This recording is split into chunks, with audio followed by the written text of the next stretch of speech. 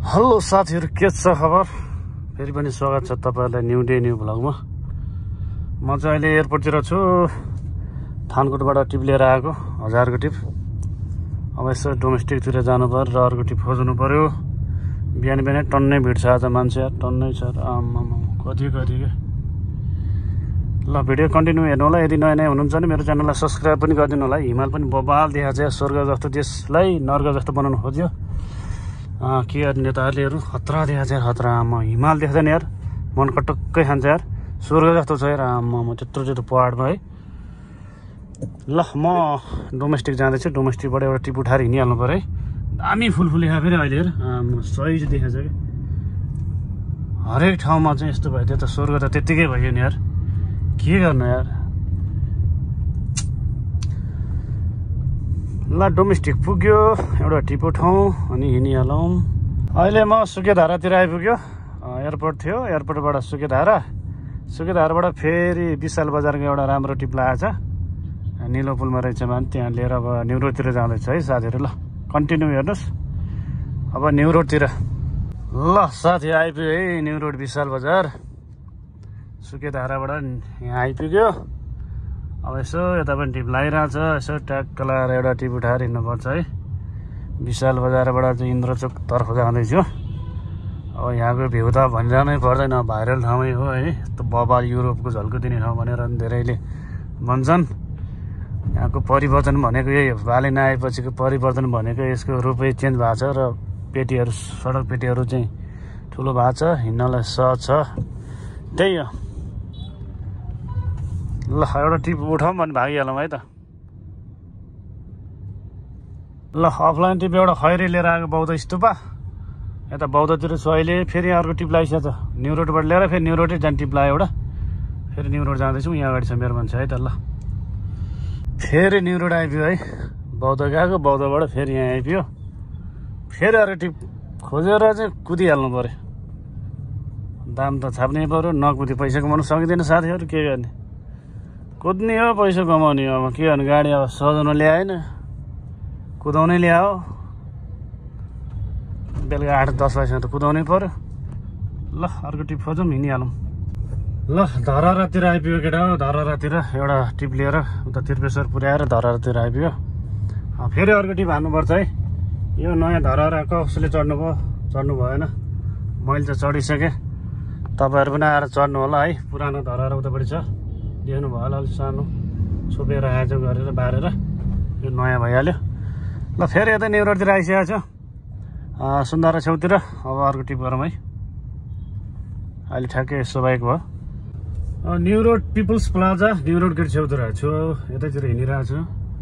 दुईवटा offline trip गऱ्यो। Airport पनि अफलाइन गऱ्यो। अघि बौद्धको नि एउटा अफलाइन गऱ्यो र फेरि त एउटा दुईवटा टिप चाहिँ अफलाइन गऱ्यो है। अब अफलाइन लाग्छ अनलाइन लाग्छ थाहा हुँदैन है, ठेगानै हुन्न। जे हुन्छ त्यही गर्ने हो क्या। अफलाइनमा आउँछ भने अफलाइनमा पनि गर्ने, अनलाइनमा आउँछ भने अनलाइन गर्ने। प्रायः अनलाइनै हुन्छ मेरो त। कहिले काहीँ अफलाइन रेगुलर पनि, नत्र चाहिँ अनलाइन मात्र हो। अहिले म यता वीर हस्पिटल छेउतिर छु। अब खाजा खान जाँदैछु। यसो फुर्सदको बेलामा चाहिँ तपाईँहरूलाई एकजना सरले चाहिँ कमेन्ट गर्नुभएको थियो, 20 लाख रुपियाँ पैसा छ, अब कुन ट्याक्सी किन्दा ठिक होला भनेर भन्नुभएको छ। यो क्वेसन चाहिँ तपाईँहरू सबैको हो है। तपाईँहरूलाई सबलाई चाहिँ 15-20 लाख पैसा के गर्ने होला, कुन ट्याक्सी किन्ने होला भन्ने दोधारमा हुनुहुन्छ भने ध्यान दिएर सुन्नु होला। ट्याक्सी जुन किन्दा पनि हुन्छ। अब मेरो विचारमा चाहिँ अब मैले भन्ने चाहिँ म यो हाम्रो अब यो टाटा नै भन्छु कि, किनभने सबै ठिक छ भनौँ न। रेन्ज चाहिँ अलिकति पुग्दैन। अब पुग्दैन भन्दा नि अब यो नर्मल के हामीले अब यो काममा यो काठमाडौँ भ्यालीको लागि चाहिँ ठिक छ। बाहिर जाँदा त अब चार्ज घोस्दै जानुपर्छ। त्यही हो। त्यही नै अब पहिला जस्तो होइन, मैले भनिरहन्छु चाहिँदो छ। बाटोमा छ, चार्ज हाल्दै लिएर जाने हो। त्यही हो। किनभने यो गाडी चाहिँ अब सबै ठिक छ। अब इभी गाडी, अब इभी भएपछि अब पेट्रोल हाल्नु परेन। अब त्यसको पैसा दिनमा 300 रुपियाँ पुगिहाल्यो। बाहिर हाल्नु भयो भने त 300-400-500 नि भन्ला प्राइभेटतिर। न घरमै हाल्नु भयो भने 250-300 भइहाल्छ काम कुरो होइन। पेट्रोलको भयो भने 2500देखि 2000, नर्मली 1000 चाहिँ खनाउनै पऱ्यो होइन। त्यही भएर चाहिँ 20 लाख छ भने यही टाटा नै किन्नुहोस्। अब जिएमई पनि ठिक छ गाडी, मैले ठिक छैन भनेको छैन। गाडी ठुलो भयो, गल्लीको बाटोमा गाह्रो हुन्छ। तपाईँले एकदम आपत पर्छ। नयाँ मान्छेलाई त झन् काम गर्नु सक्दैन। पहिले चाहिँ त्यो मान्छेको घर चाहिँ कस्तो ठाउँमा होला, गाडी नछिर्ने पो हो कि भन्ने हुन्छ क्या। त्यही भएर चाहिँ सबैमा ठिक छ भनौँ न। अब 200 दिइहाल्छ, 200 भन्ने ठाउँमा 70-80 सम्म दिइहाल्छ होइन। यही ठिक छ भन्छु म चाहिँ। यही किन्नुहोस्। अब 20 लाख गऱ्यो भने, अब डाउन पेमेन्ट 20 लाख गर्नुभयो भने ब्याङ्कले गरिदिइहाल्छ 6-7% छ के अरे अहिले ब्याङ्कको ब्याज है। 20 लाखमा त अब अरू किने नि भयो, हुन्डा किन्न नि मिल्यो, अल्टो किन्न नि मिल्यो। अब तेल हाल्नुभन्दा चाहिँ अब इभी किन्नुहोस्, पैसा बच्छ भन्न खोजे हो। अब अल्टो हुन्डा किन्नु भयो भने अब पुरानो गाडी 10-12 वर्ष भइसक्यो, खर्च पनि आउँछ नि त। अब त्यही भएर अब गाडी पनि किन्ने अनि फेरि खर्च नि आउनु थाल्यो भने त टेन्सन हुन्छ। तपाईँले यो गाडी किन्नु भयो भने त ढुक्क के, आफैले चलाउनु भयो नि 4-5 वर्ष ढुक्कै हो, बिचमा अलिअलि खर्च त आइहाल्छ। अब अर्कालाई चलाउनु दियो भने चाहिँ खतमै हुन्छ फेरि। अब ड्राइभर कस्तो पर्छ के चलाइन्छ होइन। फेरि ड्राइभरलाई दियो भने चाहिँ राम्रोसँग चलाइदिनु भने 2 वर्षमा खर्च आउनु थालिहाल्छ, ठोक्किने यताउति होइन, समस्या आउनु थालिहाल्छ। आफैले लिनुहोस्, आनन्दले काम गर्नुहोस्। 4-5 वर्ष 4 वर्ष ढुक्कै हो। त्यही हो है त। यो टाटा नै किन्नुहोस् भन्छु म चाहिँ। गाह्रो चाहिँ गाह्रै छ साथी हो। आजले एकदम जाम छ, हेर्नु नि, जामै जाम। यो जामले गर्दा यति दुःख पाइरहेको छ कि आजभोलि पैसा कमाउनु सकिरहेको छैन। हेर्नु जाम, जता गयो नि जाम, जता गयो नि जाम भने कि कम त गरेछ त। अब तपाईँहरूलाई अब लग्जरी गाडी जेएमइभी पनि किन्नु मन छ भने नि किन्नुहोस्, जेएमइभी पनि होइन। त्यही हो भनिहालेँ मैले। दुःख पाइन्छ गल्लीको बाटोमा, रुनु पर्ला। काठमाडौँ बाटो गतिलो छैन, बारम्बार भनिरहेको छु। यो भयो ठिक्क छ, कम्फर्ट छ। यही छिर्दैन कतै त, गाह्रो छ। त्यही भएर यही किन्नुहोस् भन्छु। अल्टो हुन्डा किन्नुहुन्छ भने किन्नुहोस्। 20 लाख गरेर सो गर्नु भयो भने त झन् 30 लाखमा आइहाल्छ गाडी। 30-32 लाखमा लोन कम पर्छ। लोन कम परेर के पुरानो गाडी, अब पेट्रोल हाल्नु पर्यो दिनको 1500-2000, बिग्रिन्छ। अनि त्यही त समस्या मैले भनिहालेँ। त्यही भएर आनन्दले यही लाइनमा काम गर्नुहुन्छ भने चाहिँ यही किन्नुहोस्। नयाँ गाडी आनन्द ढुक्क भयो 2-4 वर्षलाई, आफै काम गर्नु, दाम छप्नुहोस्। त्यही हो।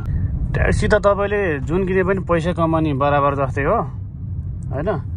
अब एउटै टिप गर्ने हो चाहिँ 4-500, 200-300 टिप गर्ने हो, सबले बराबर टिप गर्ने हो। अब एउटा के छ फरक भने इभी गाडी नयाँ गाडी भएपछि अब मान्छेहरूले अलिकति चाँडै एक्सेप्ट गर्छन्।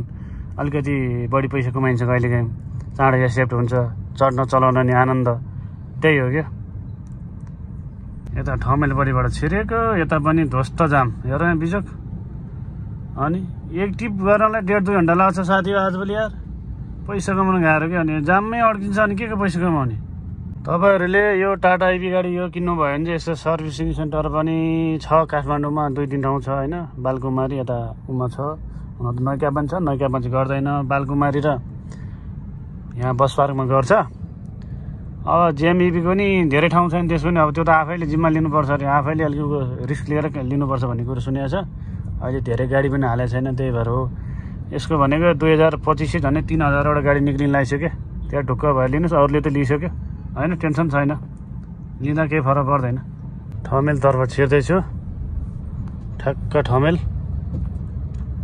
त्यही हो साथीहरू, गाडी किनेर घाम ताता राख्ने होइन, मजाले कुद्नुपर्छ, पैसा कमाउनु पर्छ। बाटोमा गाडी सो गरेर राखेर काम छैन, पैसा कमाउनु सकिँदैन। टक्क लाएर बिहान जति बजे निक्लियो नि बेलुका 8-10 बजीसम्म मजाले कुद्नुहोस्। 7-8 हजार कहीँ पनि जाँदैन। दुःख गर्नुभयो भने, अल्छी गर्नुभयो भने 3-4 हजार कमाइन्छ। त्यही हो।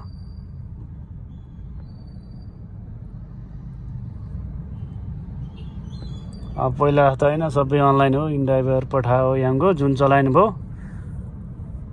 छानी छ एपहरू पनि मिलाएर काम गर्नुहोस्, दाम छाप्नुहोस्। 7 घुम्तीतर्फ लाग्दैछु।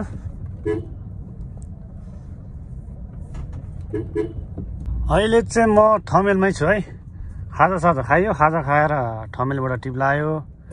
ठमेलबाट चाहिँ उता के भन्छ पेप्सीकोला सन सिटी अपार्टमेन्टतिर टिप लाग्यो। यहाँ एलओडी छेउमा रहेछ। अब उता कागेश्वरी मनोहरातिर जाँदैछ है, पेप्सीकोलातिर। उताबाट कता टिप लाग्ने कुनी। ठमेल पनि भिडभाडै छ हो, टुरिस्ट आछन् है, टन्नै छ।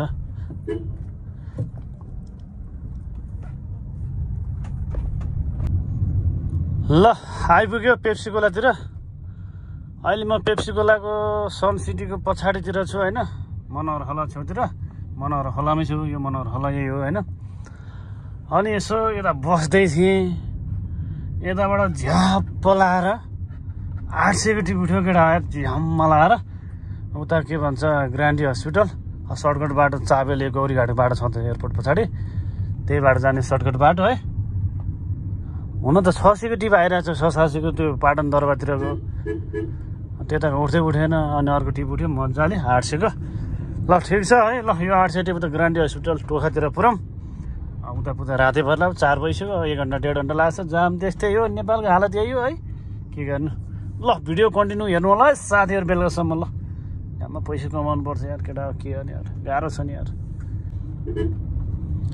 यता त्यो नाइ पनि धेरै भएको यो त के भाइरल ठाउँ हो के हो मान्छे टन्नै छ त यार यतातिर ल लोकेसन छेउमा पुग्न लाग्यो अब मान्छे लिएर जानु पर्यो अहिले म ग्रान्डी हस्पिटल आइपुगेँ र ग्रान्डी हस्पिटलबाट फेरि टिप लगाएको छ ठमेलको लिन जाँदैछु है भिडियो नै बनाउनु पाएको छैन हतार हतार भएर ल अहिले चाहिँ म ठमेलतिर छु ग्रान्डी गएको थिएँ 800 टिप लिएर अनि फेरि अर्को टिप एउटा ठमेलको टिप लिएर आएको अनि फेरि यहाँ ठमेलको यो ठमेल छेउतिर भनौँ न यो ठैती भन्ने चौकबाट चाहिँ ठुलो भर्याङको टिप लगायो फेरि कुदिहालेँ है त म फुर्सदै छैन केटा कुदिया छ यार टिप लगाएर आज राम्रै दाम छापिन्छ भन्ने लगाइरहेको छ हेरौँ बेलुकासम्म कति कमाइन्छ कुनै भिडबाट बढाउँछ अब जामै बेलुका भयो नि त ठमेलको यस्तै चाहिँ रिक्सा यता सबैको ठाउँ चल्ने गरम गरौँ यस्तै हो के होइन ल फाइनल्ली साथीहरू अहिले बेलुकाको 8 बज्न लाग्यो म अहिले ठमेलतिर छु म चाहिँ अहिले घर हिँडेको अब 8 बज्न लाग्यो आज राम्रै कमाएँ ठिकै भयो भनौँ न त्यही 7,000 जति कमायो त्यहाँ मेरो काम पनि छ छिट्टै जान पर्ने भयो त्यही भएर घर हिँडेको